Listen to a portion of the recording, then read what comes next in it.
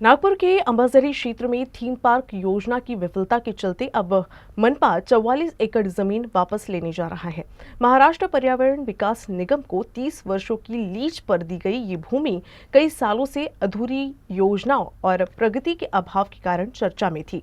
अब मनपा ने इस जमीन का नियंत्रण फिर से अपने हाथ में लेने का फैसला किया है, जिससे आगे नई विकास योजनाओं का रास्ता खुल सकता है।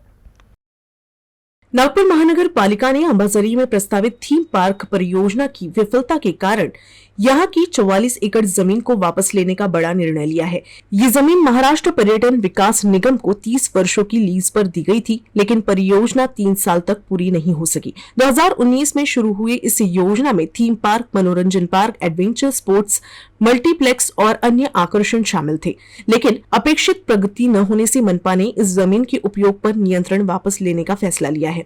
मनपा के उचित निरीक्षण और कई वर्षों से जमीन पर रखरखाव न हो पाने के कारण ये कदम उठाया गया है। मनपा ने बजट, अधिकारिता और जमीन प्रबंधन की समीक्षा के बाद ये प्रस्ताव पास किया है।